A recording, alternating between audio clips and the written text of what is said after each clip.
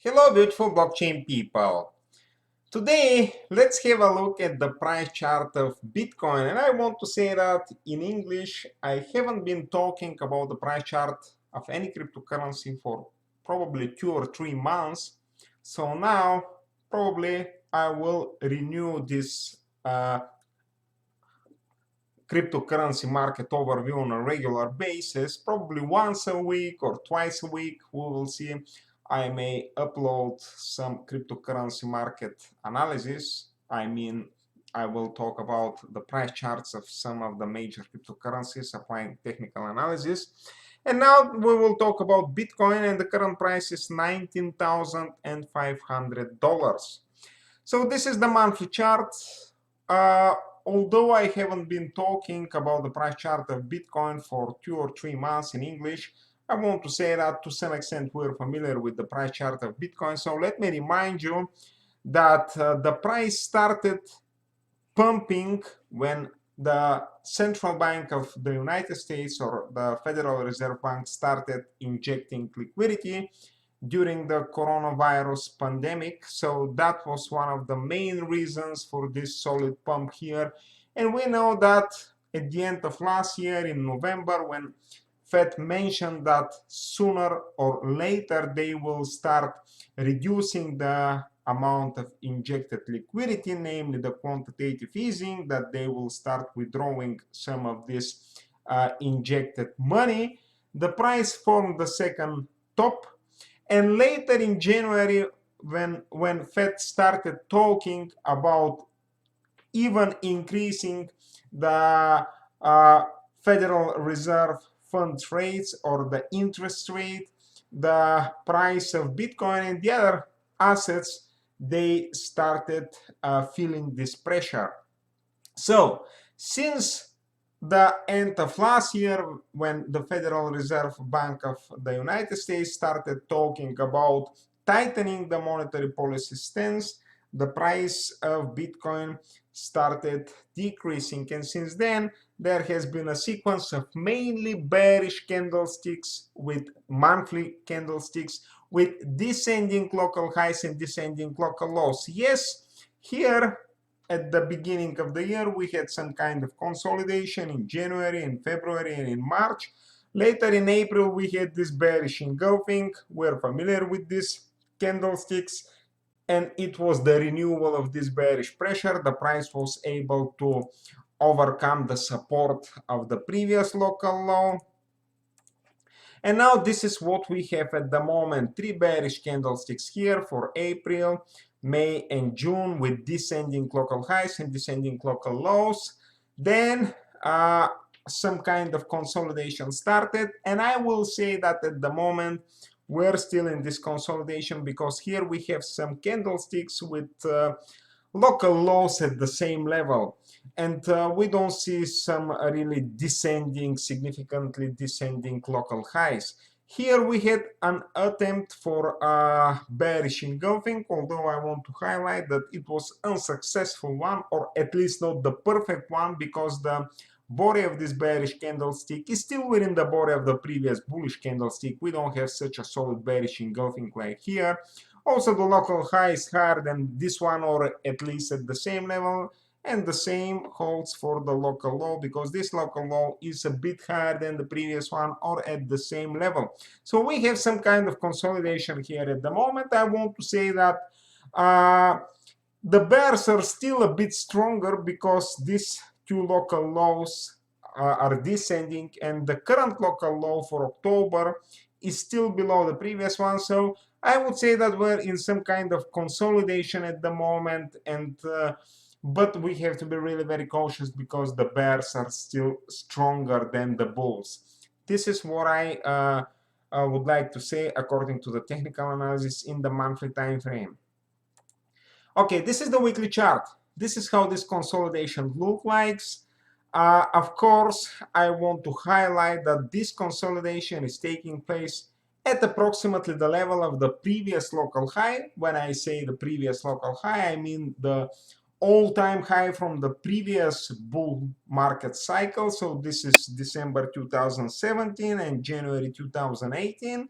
So at levels between 19,000 and 20,000, there are a lot of, let's say, buyers probably at the moment, and I will call it a support for Bitcoin. But we have to be really very cautious because the bears are constantly testing this support, because during this rebound here, at the end of this rebound, we had this bearish engulfing. Let me highlight this bearish engulfing. So this one here, because the bearish candlestick in the weekly chart covered with its body the previous bullish candlestick, then we had a decline, a small rebound, and another bearish engulfing here, because, and it took place 2 or 3 weeks ago, because we see this bearish candlestick was able to cover with its body the body of the previous one. So we have 2 bearish engulfings here. We have to be really very cautious because it is a technical, let's say, analysis sign that the bears are still a bit stronger than the bulls. Once again, we have to be really very cautious. Of course, I want to highlight again that the previous local high, in my view, is some kind of solid support for the price, and this is the only positive thing at the moment in the weekly chart, because we have this decline here, we have these 2 bearish engulfings. So this is an accumulation of bearish signs or signals, but the previous local high is still a solid support level for the price of Bitcoin. So we have to keep an eye on this support. This is the daily chart. Once again, this is the previous local high. I want to highlight that the price is significantly below the 1-year moving average. So definitely it is a sign that the bears are controlling the market at the moment.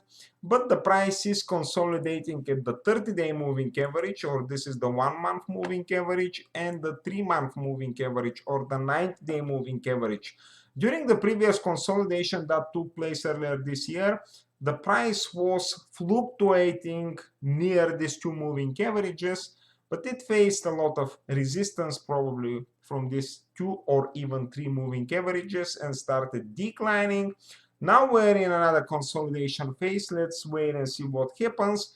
I will become positive in the short term, I mean on the price chart of Bitcoin, only if I see the price significantly above these 2 moving averages. And in addition, I would like to see the fastest moving average, or the 30-day moving average, at least above the other moving average, or the 90-day moving average. And in this case, I will start becoming more positive on the price chart of Bitcoin in the daily chart. Of course, in the long run, I'm positive on the price chart of Bitcoin, but taking into account that we're talking about some kind of, let's say, volatility, about trading in the daily chart, in the 4-hour chart, this is what I need to see in order to become more bullish. Next, if we have a look at the 4-hour chart, we had this flux here, this ascending and descending channels during the rebound that started at the beginning of the summer. We had this ascending channel, but the price was not able to remain in this ascending channel, and it started declining, and it faced resistance. First it faced resistance here, but the price was able to surpass this resistance. Now we have this resistance. I use usually the local high. So if we draw a descending line using or through these local highs, at the moment we see that we have this local high, and this is the next local high. Let's wait and see what happens. If the price breaks through this resistance line, I will say that this is a small positive signal, because it will show us that at least in the 4-hour chart some positivity is starting to take place. But at the moment we're at this resistance line, so let's wait and see. So that's it for the price of Bitcoin, price chart of Bitcoin in the major time frames. Of course, if we switch to the 1-hour chart, it's obvious that we have these descending local highs. That's why we have to be really very cautious. Now let me get back to the daily chart. And I want to mention that because when I started this video, I mentioned at the very beginning the monetary policy stance of the Federal Reserve. This is an important, let's say, moment in the price chart of Bitcoin. And I talk about it many times, but once again, I want to mention that recently I haven't been posting and uploading videos about the cryptocurrency market in English, probably for 2 or 3 months. I think the last time when I talk about the price chart of Bitcoin and so on in English, it was in July or in June. So it's 3 months or 3.5 months since then. And I want to mention once again that this is a very important point in the price chart of Bitcoin, because this is December 16 or December 15 or 16 or 17 in 2020. This is the very important monetary policy meeting of the Federal Reserve of the United States, when Fed announced the amount of monthly injected liquidity that amounted for 120 billions a month.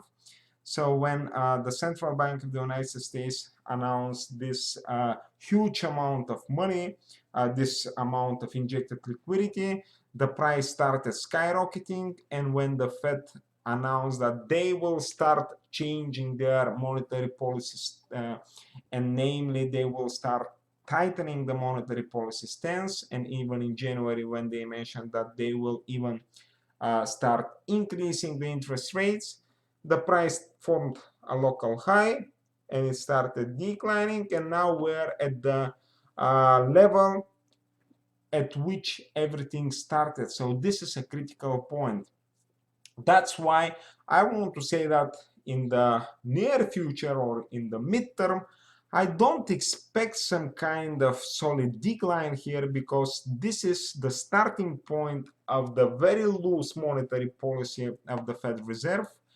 If the Federal Reserve tighten much more the monetary policy stance in the United States, and in addition, it should be at a time at which we have really a very solid economic growth. So we need these two determinants, a solid economic growth in the United States plus tightening monetary policy. Then we may see a solid decline in the price of Bitcoin below this starting point. But at the moment, I don't foresee something like this in the near future. And even I think that Fed has to be really very cautious. And that's why in the worst case, I expect some volatility within the range of this previous local high and this starting point of the very loose monetary policy in the United States in 2020. So some kind of range like this, we may see a lot of volatility, some kind of short-term declines, but this is what I expect from a fundamental point of view. In the worst case, some kind of really protracted, let's say, consolidation or sideways movements that may take place for a couple of months, because at the moment, if all else is being equal, I don't expect some kind of solid price increase here that will bring the price to 30 or 40,000 within let's say 2 or 3 weeks. So that's it for today. Of course, I may change my mind. You see, fellas, so many interesting economic things are taking place all over the world. Everything may happen. So we have to be really very cautious and take into account some unpredictable, let's say, changes. So that's it for today. Thank you for watching this video. Please share your point of view as a comment below. Of course, I wish you a very wonderful day. Good luck in the financial markets, and I hope to see you in the next video. Thank you for watching.